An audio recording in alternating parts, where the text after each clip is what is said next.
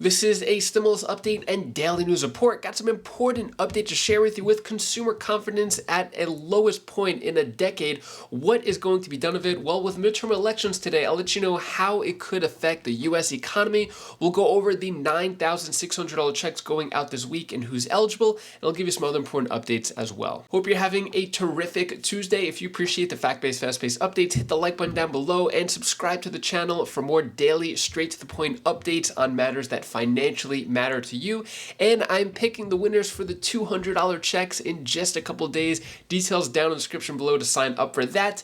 And let's get into it here. So exact date to claim monthly direct payments worth up to $9,600 this week. Do you need to take action? So this is going on in California. It's actually going on in Coachella. It's the Coachella Immigrant Families Recovery Program, and it's going to give $400 per month for 2 years.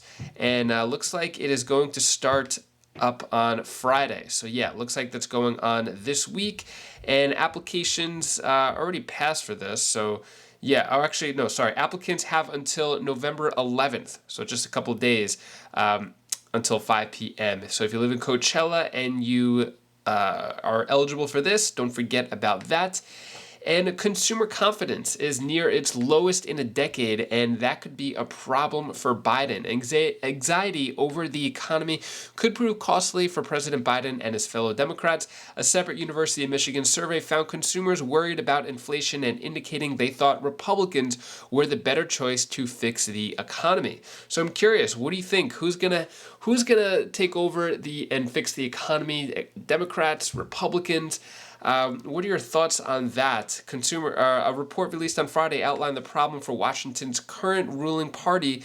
The University of Michigan releases a closely watched sentiment survey each month, asked respondents who they trusted more when it came to the economy and which would be better for personal finances. So according to the survey, it seems that all right, how does this work? Which political party is best at handling national economy?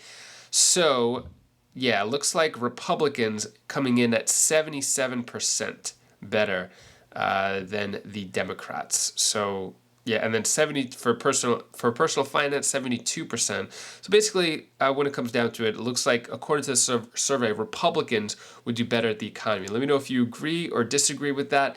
And then what midterm elections could mean for the U.S. economy. Well, as you're going to see, it doesn't really work like a switch of a light, where as soon as one elected official making a bunch of promises gets into office in Congress, it's not like the next day the economy is going to get much better. You're going to see exactly what I mean. Take a look at this video clip right here. The economy. The economy? Yes. Did you vote on the economy? I voted on the economy, exactly. Everyone is talking about the economy. Steve, what is the economy? That's a great question. The economy is everything that goes on around us in our society and our lives. Since everyone is talking about it, and since it seems like just about everyone plans to vote on it, I sat down with legendary investment manager and economics guru Steve Ratner, who also happens to be the kind of expert who doesn't mind starting with the absolute basics. How does it work? Well, it depends what you do and when. The economy operates largely on its own, and that's part of its beauty. I turn on my television right now, and every single politician on television is telling me the economy is terrible, and if I just vote them in, they're going to fix it. There are these ideas that you're going to change your elected officials, and the next day the economy is going to suddenly start to perform differently, is wrong. The relationship between Congress and the economy is not like the relationship between humans and weather, where you have no control. It's also not like the relationship between your finger and a light switch, where you have total control. If anything, it's more like dropping a rock in a large body of water, only to watch the waves ripple out in every direction to land who knows where, who knows when, and who knows at what size. Which got me thinking about history and the times when, in retrospect, our votes on the economy, stupid, might have been a little stupid. There's an example of just this in Steve Kornacki's book, The Red and the Blue. So I went to ask him about it. I love coming to your office. I love having company. I love because I look at I just see Luzerne County and then a bunch of numbers that I don't understand.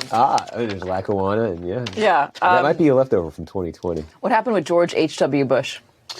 George Bush Sr. was president at a time when we were going through a turbulent period economically. Good evening. There it is. The unemployment rate, 7.1%. Almost 9 million Americans out of work tonight. I found the job market very tight. I mean, you'd apply and someone would tell you, well, there are 30 or 40 applicants. The deficit was skyrocketing. There was concern that there was going to be some serious ramifications if the deficit and the national debt didn't get brought under control. So Bush had campaigned for president in 1988, famously saying, Read my lips. No new taxes. Probably the most famous promise, made in political history, but he went back on it because he said this was the only way, in his view, the deficit could be attacked. And to Bush's credit, it helped, just not in time for the next election. And God bless America.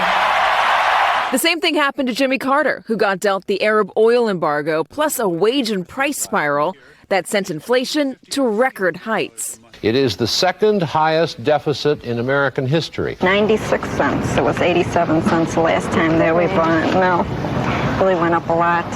To fix it, he appointed Paul Volcker to the Fed, the ultimate inflation hawk, who raised rates up and up. It was painful, but the hikes eventually worked. Again, though, not in time for the election. A recession is when your neighbor loses his job. A depression is when you lose yours. And recovery is when Jimmy Carter loses his. I make an analogy, the economy and politics to a coach in sports. And the winning and losing may in reality have little to do with the manager, but you get credit for the success and you get the blame for the failure. There's no question that any president gets far more credit than they deserve in a good economy and far too much blame in a bad economy for the most part. A lot of these things are affected by external events or by policies that were put in place before they got there, like poor Jimmy Carter. So if you're voting on the economy, stupid, which you probably are, how do you vote on it smartly? Look, in a perfect world, voters would focus more on a broader set of issues and capabilities and policies than simply what are gas prices today. In a perfect world, voters would be able to disentangle things that the politicians can't solve, our electeds can't solve in the short run, from longer run challenges and opportunities and things that we have. What are your thoughts on that? Do you think that there's more that can be done with the economy? Is it out of the Democrats and Republicans' control? Is it the elites that are doing this, causing harm to the economy? What is going on? And can anyone actually fix it? Or is it just a bunch of empty promises? Let me know your thoughts on that. And that is all the news that I have for you today to hopefully cheer you up a bit. Here's my daughter Bella's tip of the day. Oh, hi guys, I didn't see you there. Guys, can I tell you tip of the day because I'm still in South Carolina. I know it looks like in a different place, but let's get over it. Can I tell you the thing that you should really, really actually do when someone's hurt or you're hurt? You should really do something really good and help them out because they're hurt. You can't let a person hurt. Stay there. I know you guys would do such a great thing, even better than that. Like help them up or something. And you can too. So that's all the advice that I wanted to give to you today. And also this is my sister Kalaya. Say hi. Hi. Bye. Thank you so much for watching. Appreciate your support. Today is election day, so go out there and vote.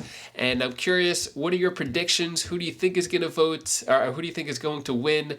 And if you don't mind sharing, who did you vote for in your local area too? I'm really curious.